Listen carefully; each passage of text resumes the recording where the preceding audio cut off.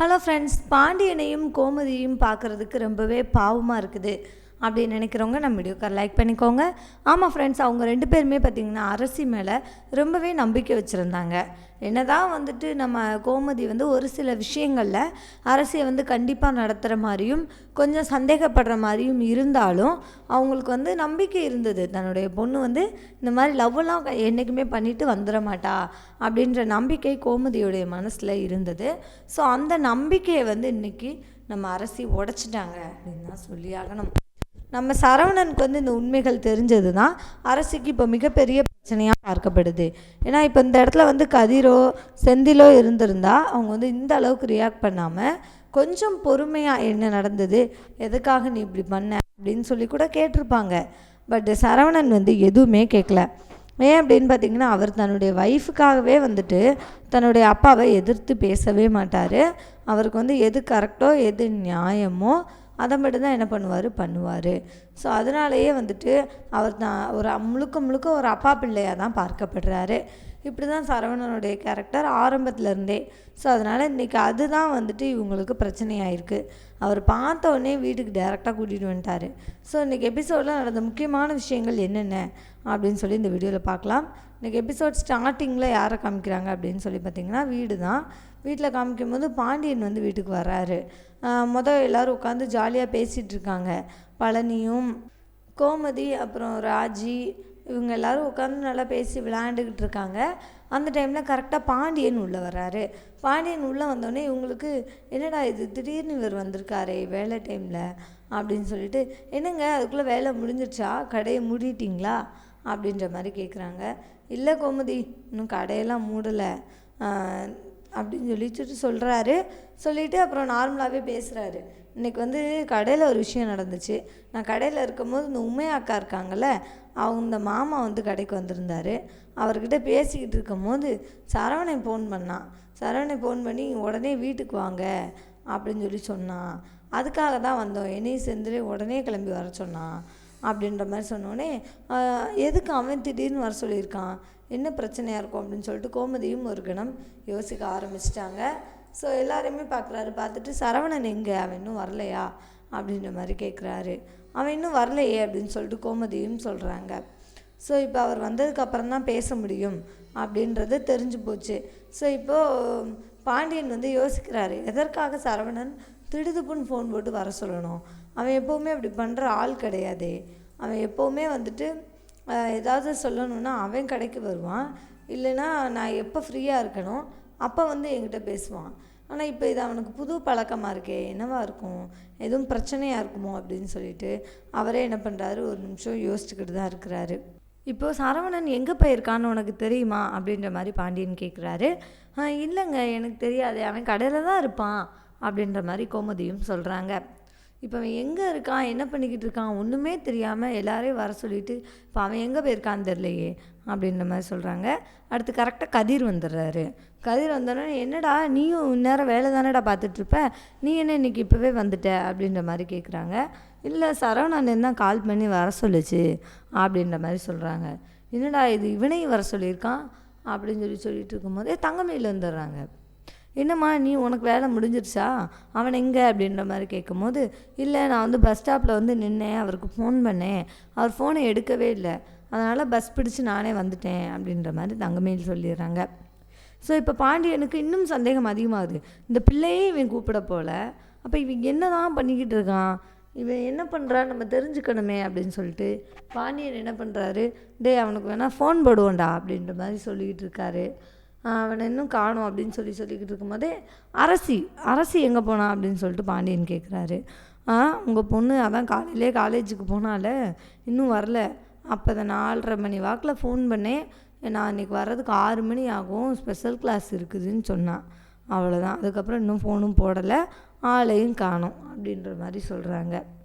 So இப்போ Pandian okay அப்படின்னா இப்போ சரவணன் வரட்டும் அப்படின்னு சொல்லிட்டு கொஞ்சம் அமைதியாகிறாரு. உடனே கரெக்டாக சரவணன் வந்துடுறாரு.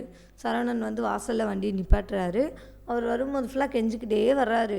அண்ணே ப்ளீஸ் அண்ணே, என்னை விட சொல்லிடுனே, நீ தயவு செய்து அப்பாக்கிட்ட எதுவும் சொல்லிடாதனே, நான் தெரியாமல் பண்ணிட்டேன், இதுக்கப்புறம் இந்த மாதிரி நான் பண்ணவே மாட்டேன், திரும்ப அதுக்கப்புறம் நான் அவர் கூட பேச மாட்டேன் அப்படின்னு சொல்லிட்டு அவங்களும் எவ்வளவோ சொல்லி பார்க்குறாங்க. பட் சரவணன் கேட்கவே இல்லை. இங்கே பாரு, இதுக்கப்புறம் பேச மாட்டேல, இதுக்கப்புறம் தப்பு பண்ண மாட்டேன்னு தானே சொல்கிறேன், இதை வந்து அப்பா கிட்ட சொல்லு. அப்பா உன்னை எந்த அளவுக்கு நம்பினார். அவர் எங்களை எல்லாரையும் விட உண்மையில தான் அதிகமாக பாசமும் வச்சுருந்தாரு, உண்மையில தான் அதிகமாக நம்பிக்கையும் வச்சுருந்தாரு. அவருடைய நம்பிக்கையை நீ இப்படி சுள்ளாக நொறுக்கிட்டல, அதனால் உனக்கு வந்து இதுக்கப்புறம் எக்ஸ்கியூஸே கிடையாது. கண்டிப்பாக வந்து நான் என்ன பண்ணுவேன், உன்னை சொல்லி கொடுத்து தான் தீருவேன். அதுக்கப்புறம் தான் நீ என்ன பண்ணுவ, திருந்துவ அப்படின்னு சொல்லிட்டு அவர் வந்து கொஞ்சம் கோவமாகவே சொல்கிறாரு. ஸோ இப்போ அரசிக்கு ரொம்ப பயமாக இருக்குது. ஏன்னா பாண்டியனை அவங்க எப்படி ஃபேஸ் பண்ண போகிறாங்கன்றதே அவங்களுக்கு புரியலை. அவங்க அந்தளவுக்கு ரொம்பவே என்ன பண்ணிட்டாங்க, உடஞ்சி போயிட்டாங்க. பாண்டியனை கண்டிப்பாக அவங்களால ஃபேஸ் பண்ணவே முடியாது. ஏன்னா அவர் வந்து அரசி மேலே அந்தளவுக்கு தீராத நம்பிக்கை வச்சுருந்தார். அந்த நம்பிக்கை உடஞ்சி போச்சு அப்படின்னு தெரிய வரும்போது பிரச்சனைகள் கண்டிப்பாக அதிகமாகும், பிரச்சனையோட தீவிரம் இன்னும் அதிகமாகும் அப்படின்னு சொல்லி தான் அவர் என்ன பண்ணுறாரு, பயப்படுறாரு. ஸோ இப்போ இதற்கப்புறம் என்ன நடக்குது அப்படின்னா, இப்போ அவர் வந்து கொஞ்சம் நம்பிக்கை தான் இல்லாமல் தானே இருக்கிறாரு. ஸோ இப்போ அதை வச்சு தான் பிரச்சனைகள் அதிகமாக போகுது. இப்போ பாண்டியன்கிட்ட டைரெக்டாக சரவணன் சொல்கிறாரு, இப்போ நம்ம அரசி ஒரு பையனை லவ் பண்ணுறாளாம், அந்த பையன் கூட தான் இன்றைக்கி சினிமாவுக்கு போயிருக்கா அப்படின்னு தான் சொல்லிட்டாரு.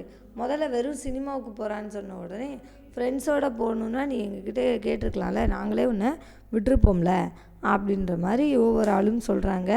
ஆனால் கடைசியில் சரவணன் சொல்கிறாரு, அவள் போனது பொம்பளை பிள்ளைங்களோட இல்லை, பையனோட, அவள் காதலிக்கிற பையனோட அப்படின்ற மாதிரி சொல்லும்போது கோமதிக்கு ரொம்ப கோவம் வந்துடுது.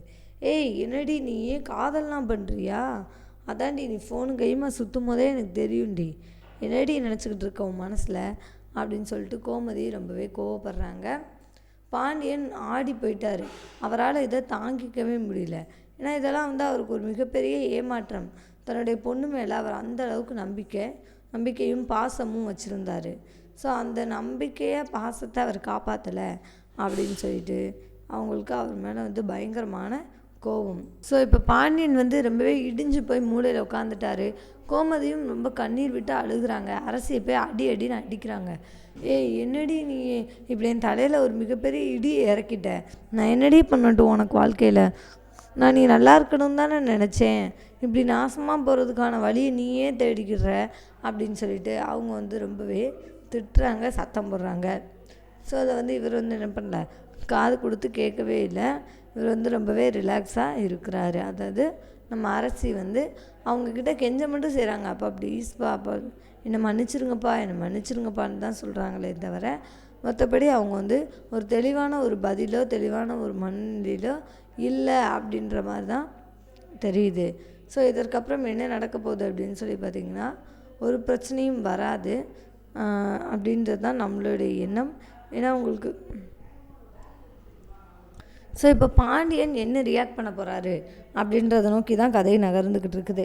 ஓவராலாக திட்டுறாங்க. செந்திலுமே வந்து திட்டுறாரு, உனக்கு லவ் பண்ணுறதுக்கு வேறு ஆளே கிடைக்கல, இவனை போய் லவ் பண்ணுவேன் அப்படின்னு சொல்லிட்டு இவங்களும் பயங்கரமாகவே கோவப்படுறாங்க. ஸோ அரசிக்கு இப்போ என்ன பண்ணுறதுனே தெரியல. ரெண்டு பக்கமும் மாமா இல்லை அப்படின்ற மாதிரி ஒரு வார்த்தை கூட அவங்க என்ன பண்ணலை, சொல்லவே இல்லை. ஸோ இப்போ இதுதான் இவங்களுக்கு வந்து என்ன ஆகுதுன்னா சந்தேகத்தை கொடுக்குது அப்படின்றதான் நிதர்சனமான உண்மை. ஸோ இப்போ இவங்களை பொறுத்த வரைக்கும் ஒவ்வொரு விஷயங்கள்லையுமே வந்துட்டு எந்த ஒரு விஷயத்துலையும் அவங்க வந்து பிள்ளைங்க பொய் சொல்லவே கூடாது அப்படின்றதில் பாண்டியன் ரொம்பவே கவனமாக இருப்பார். பட் அவர்கிட்டே வந்துட்டு இப்படி பொய் சொல்லிவிட்டு இந்த விஷயங்கள்லாம் பண்ணுது அப்படிங்கிறது ரொம்ப ரொம்ப தவறான ஒரு விஷயம் அப்படின்றது நமக்கு ரொம்ப நல்லாவே புரியுதுங்க. ஸோ என்ன நடக்க போகுது அப்படின்றத நம்ம வெயிட் பண்ணி பார்க்கலாங்க. ஸோ தேங்க்யூ ஃபார் வாட்சிங். இந்த வீடியோ உங்களுக்கு பிடிச்சிருந்துச்சுன்னா மறக்காமல் லைக் பண்ணிக்கோங்க. நம்ம சேனலை நீங்கள் இன்னும் சப்ஸ்கிரைப் பண்ணிக்கோங்க. கூடவே பக்கத்தில் இருக்க பெல் ஐகானையும் கிளிக் பண்ணிக்கோங்க. ஸோ இப்போ பார்த்தீங்கன்னா மொத்தம் 3 பேர் இருக்காங்க. அதில் உங்களுக்கு பிடிச்ச பேர் யார் அப்படின்றத கண்டிப்பாக கமெண்ட்டில் சொல்லுங்கள்.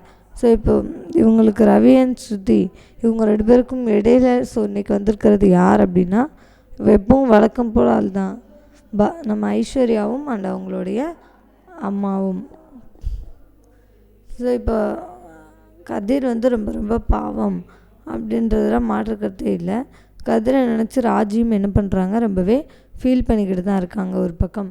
ஸோ இப்போது இந்த பிரச்சனைகள் அதிகமாக பாண்டியன் என்ன முடிவு எடுக்க போகிறாரு, பாண்டியன் எடுக்க போகிற முடிவில் தான் எல்லா பிரச்சனைகளுக்கான தீர்வும் இருக்குது. ஸோ என்ன தான் பேசி வர்றாங்க என்னன்னு சொல்லிட்டு பார்ப்போம் அப்படின்றத நம்ம வெயிட் பண்ணி பார்க்கலாங்க. ஸோ தேங்க்யூ ஃபார் வாட்சிங். இந்த வீடியோ உங்களுக்கு பிடிச்சிருந்துச்சுன்னா மறக்காமல் லைக் பண்ணிக்கோங்க. நம்ம சேனலை நீங்கள் இன்னும் சப்ஸ்கிரைப் பண்ணலையா, மறக்காமல் சப்ஸ்கிரைப் பண்ணிக்கோங்க. கூடவே பக்கத்தில் இருக்க பெல் ஐகானையும் கிளிக் பண்ணிக்கோங்க. தேங்க்யூ.